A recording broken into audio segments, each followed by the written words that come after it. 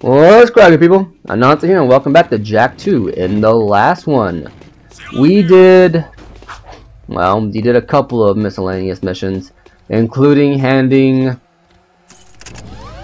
Yeah, we helped out Bruder, and we did another mining mission dealing a blow to the Baron. I went on a tangent about the Jak and Daxter ports inside of this game, and inside of the on the PlayStation Store. Long story short, if you don't remember anything from that, just get the original versions if you can. Otherwise, the ports are okay enough to do what they need to do. You know. Anyway, so in this one, we're gonna go see looks like Kira at the racetrack. No, I don't remember if this one's an actual race or not. I do feel like sometimes you will go to the wrench and it won't be a race. But I might be remembering something else. Now some of you may be wondering, why are you not cutting past the traveling? Because, well, I feel like there are things I can talk about. I like taking the time to talk about them so I don't have to worry about doing them during the mission, so I can explain the missions more thoroughly, or at least talk about the plot more than anything else. But this time, I don't know why I didn't cut. I really don't know. Because I wanted to talk about something and now it has completely set in line. And I think I might be hoping that it's going to come back, but it's not. So maybe I should cut. We'll know in editing if I decide to cut or not. Also, why is there no music? That's kind of odd. Why is there no music? I don't know if that happened inside the original game.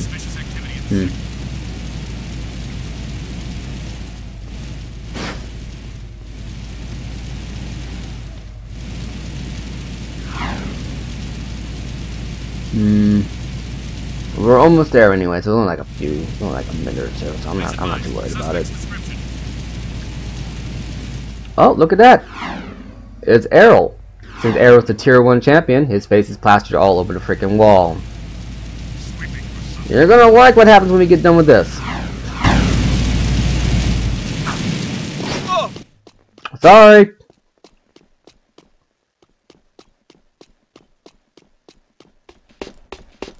I'll show you guys what I've been working on if you promise not to laugh. Ooh, I love surprises, and I love to laugh. Show me, show me. I've been building a replica of our crashed rift riding machine from old artifacts. That's my girl. But I'm still missing 2 pieces. Figures. Vince says I need an artifact called the Time Map, and an old energy gem history books called the Heart of Mar. And I've looked in every book on precursor history I can find, but the rift ring seems to have vanished. You did all this? I mean, that's useful. Oh, will you two stop moping around and make up already? I've seen the Heart of Mar. Crew has it. We'll get those 2 artifacts, Kira. Attention all drivers. The Class 1 championship race is about to begin. Well, here goes. The race of my life. Jak, I just wanted you to know, well, you're the best racer I've ever seen. Hey, what about me? I helped get us here. Do you want to drive? Against that crazy loon Errol? No way! You got the handlebars, brother. And you'd better keep us alive or I will never speak to you again. Obviously. Leave him in the dust, Jak. Oh, man. Can I just say, one of the best things about the Jak and Daxter series, especially once Jak got the ability to talk, are the interactions between Jak and Daxter. I feel like, if nothing else, if you don't like the story of this game series, if you don't like the world, if you don't like the gameplay, the characters at the very least are worth playing this game series for. And now we're going to take down our rival. Let's go.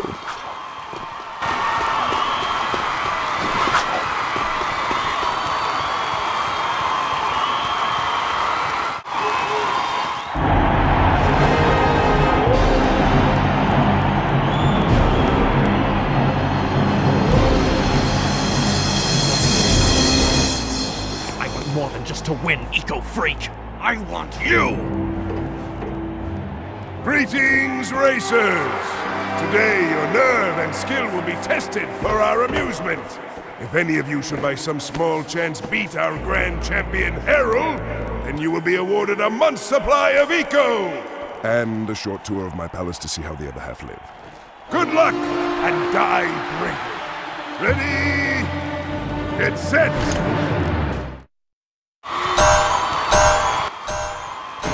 Okay, so this one's going to be a very hard mission, just because Errol is going to by far be the toughest part of the mission. As you can tell by the map down there, there are two shortcuts. And you're going to need to use them both every chance you get. There are pit holes everywhere. You're going to have a problem. I liken this. Okay, that's on me. Okay, I liken this to the old Star Wars pod racing game back on the N64 and Sega Dreamcast, because of how intense a lot of the interactions can get. Now, the second shortcut I just missed down there, it's probably the one that's going to cut off the most amount of time from your laps. I'm fully prepared to have to do this race more than once. He says as he goes into the bottomless pit of death. So yeah, what I recommend doing, if you haven't noticed in the last couple of races I've done, is try to build up your boosts, save them, don't use them in the opening laps, get all three spots filled as you can, and then wait till the shortcuts come through and make use of them there. Make sure to use the jump ability and the shortcuts. Don't try to kill your opponents, because that's just going to get you killed, and make use of every shortcut you can. This one's going to be a bit of a hard one to get to, but it does help. That's actually being dumb. But as you can tell, Errol's going to be very aggressive, like very aggressive in this race. So probably could take advantage of that right there and got him out the race, but I don't recommend it, because I think the AI does respond, unlike you, so just be careful there. It's something that they would get right in Jackass Combat Racing, where if you die during the race, you'll just respawn. In this one, if you die, you're dead. You know, you have to restart the whole mission. As you can tell by the last 3 times I have done these races. So if I go quiet at certain points in this race, it's because I am concentrating to the max. Because trust me, you will win this race by the skin of your teeth. You know, so you want to make use of the shortcuts, like every single shortcut. This is the obvious one because it will get you right there, but you also want to make use of this one and try not to get hit too much by the opponents. Okay, so I did some damage there. Okay, so I might have to die to reset. Like I said here, like the opponents are going to be aggressive, and Errol's going to always be at the front of the pack. So just be wary of that. Square the break. There we go. There we go. There we go. Yep. I'm probably going to die here because there's just no way.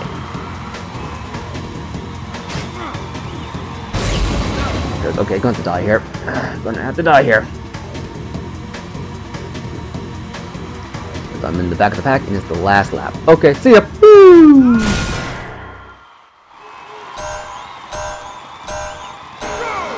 Okay, just gonna let them do that, and I'm gonna do this right here. Yep. Right there. I have to wonder why the Baron designed these racetracks that have bottomless pits and very blatant shortcuts.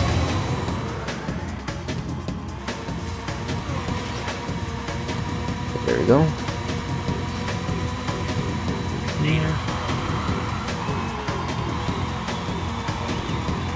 Go back here, go right in that corner, go through here. You guys gotta be smooth through here, and you should be fine.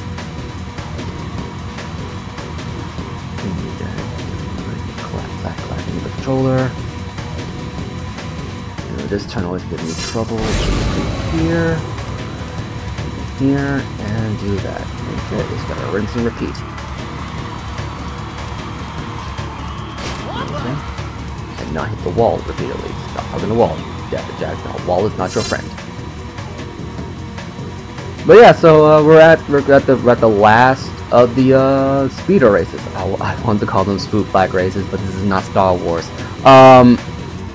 And this is by far the hardest one. I like how this one had an opening cutscene that showed Errol pretty much being like, I don't like that you beat me in the street race, so this time I'm going to beat you so bad you're going to die. You know, like he wants you dead in this race.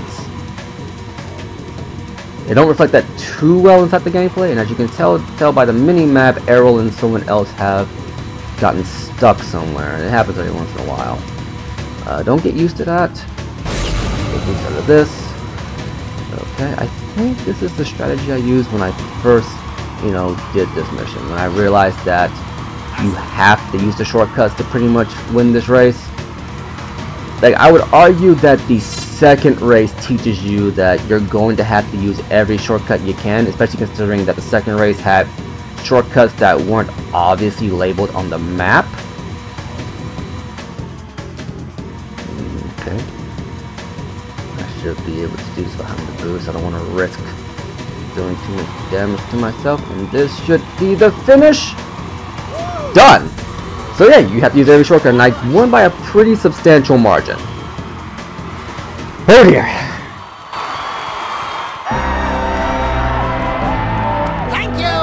Thank you very much. Mwah. I love my public. A brave man of the people. And who is this worthy opponent?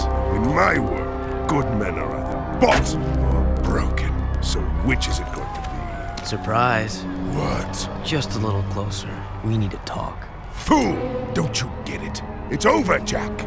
All the heroes died long ago. Only survival remains, by whatever means. This city is mine. These lives are mine. This war is mine. And in war, people die. Kill him. Look out! I win, Jack.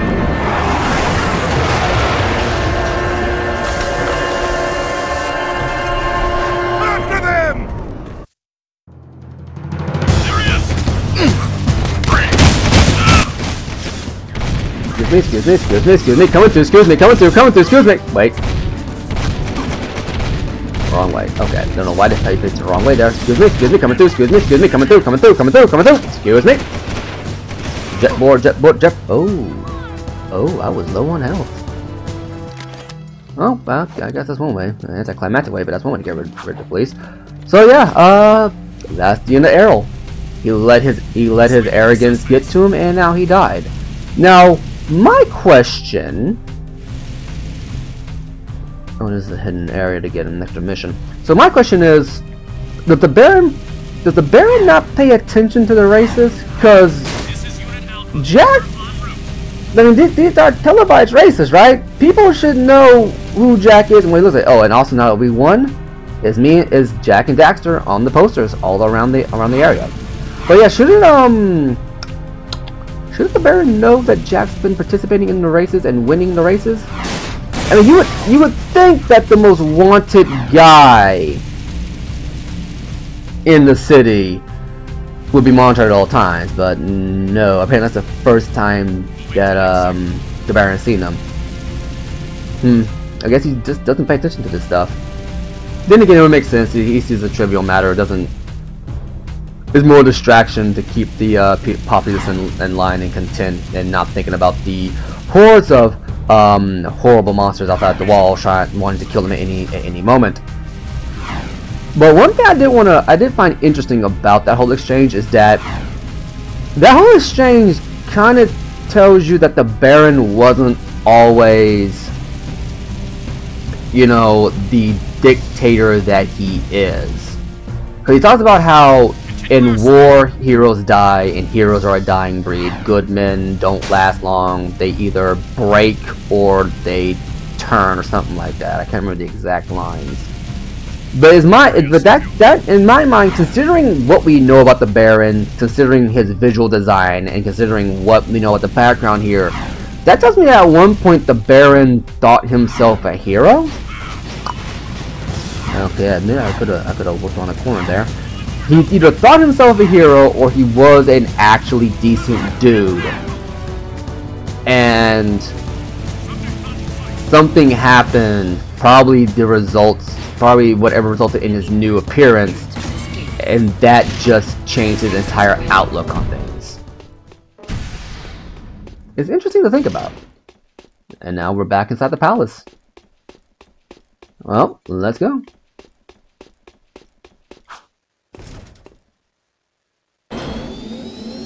High-speed grab lift. No, where are we here? Alright, well there's a gun right there. Do we go through here? No, we don't. I think we gotta go through here, don't we? Yes, we do. Ah, the throne room. I shouldn't have trusted you. Back where we started, huh? Don't play with me. All along you've been trying to undermine our war with the metalheads. Whose side are you on? Listen, Ashlyn, your father's planning something terrible. And if My father can destroy the metalhead armies once and for all. If he cracks open the precursor stone, the explosion will kill all of us. Don't you get it? That's right. Not so hard, huh? Even I can figure this one out. Don't you move. Vin, come in. What? What? I've got my hands full here, you know. You know all about the precursor stone myth, right? Sure. I did my economic energy doctorate on Precurian theoretical physics. Why? What would happen if the precursor stone were to be, say, violently cracked open? Great. As if I didn't have enough to keep me awake at night, you give me one more thing to dread. Thank you very much. If someone actually had the stone, according to my calculations, a runaway eco surge and cracking it open would theoretically destroy everything. Everything? All things. Every single thing. Now, if you don't mind, I'm gonna go throw up. Bye-bye. Trust me, Ashlyn. We have to stop him. I'll try to find out more. But right now, my father is meeting crew at a secret weapons factory near the dig. Here, that's my top-level security pass. It'll get you into the factory, but it won't get you back out. We never had this conversation. And this is another reason why I don't think the Baron was... Oh, black security pass. Of course. This is another reason why I don't think the Baron is a bad dude. Also, if you look very closely at the platform, since we're inside the central palace, this tells you that the palace is rotating. Who thought this was a good idea? Oh wow, I actually never take a look outside. Wow, the outside of Haven City is just a barren wasteland. I've actually never actually stopped to look out here. Let's see, there are craters and detonated areas. Let's see what's over here. Look around a little bit. This tells me that that interaction with Ashlyn tells me that the Baron wasn't always a bad guy, because as much of a edgy character and much of a no-nonsense person Ashlyn pretends to be, in my mind, she's more naive than Kira. Because the fact that she couldn't see that her father was trying to do something terrible with the precursor stone. Excuse me, coming through.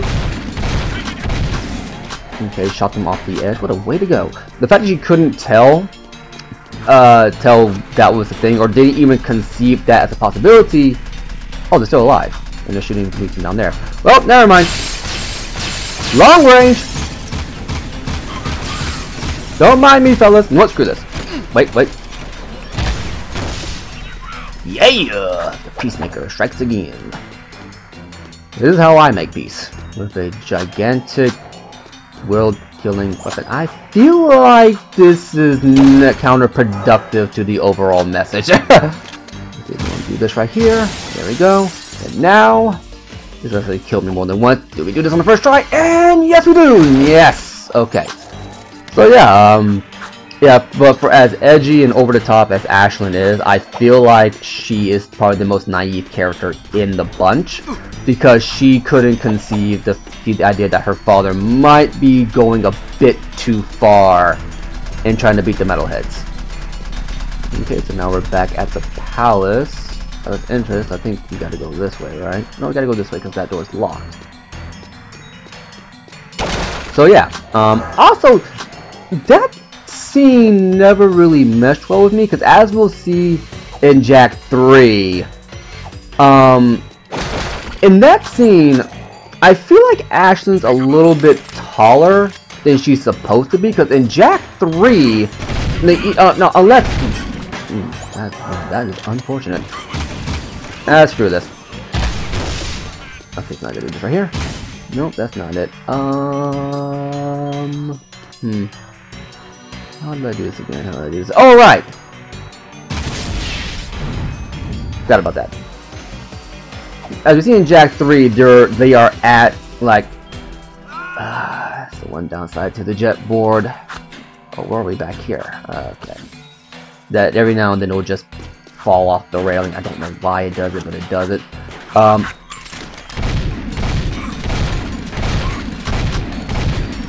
But yeah, in Jak 2, she's like a hit taller than him, and Jak 3, they're the same height. So I don't know if that's like... It's only for that cutscene. I feel like the other cutscenes, their heights are pretty consistent. Excuse me. And there we go. And that's how I make peace. It's like I've made the show before. So yeah. But yeah, so now we gotta head to... Well, now we gotta escape the palace, head to the dig site, and hopefully stop the Baron's plan, whatever it may be. Okay, I'll cut the boxes. I have become one with the box. Go through here, go through here, go through here, jump, and... Yeah, Baron, have the Gatling gun right outside the dining room. I feel like your guests are not going to be particularly safe in here. Okay, so let's get through here. Have some health. And go through this little bit here. Yeah, you don't have to have to grind on those things. You can just jump and land on them. There we go. That was a waste of a peacemaker shot, but whatever.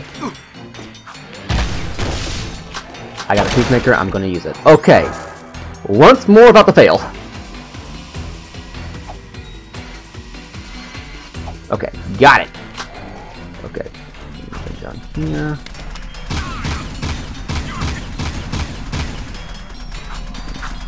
Good.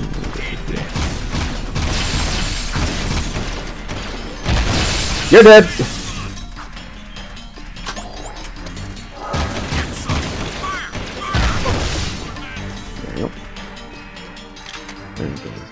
Here, go to here, go to here, go to here, go to here.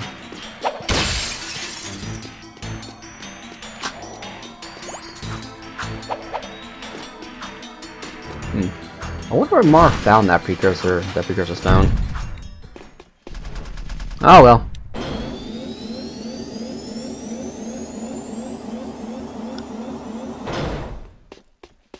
And with that, we're back at the entrance to the palace, and we're going to call it apart here. I've been an Aussie, you've been awesome, and I'll catch you later. You were right, Jack. What my father's doing is wrong. I need to help fix this. If you get to the weapons factory, maybe we can stop him. I'll meet you there. Alright, and there we go. Now, we're actually getting pretty close to endgame. I don't mean to break the immersion like that, but we are dangerously close to endgame right now. So that means our adventure in Jak and Daxter Street is starting to wrap up. So, we're going to call it apart here. I've been an Aussie, you've been awesome, and I will catch you later. What's his problem?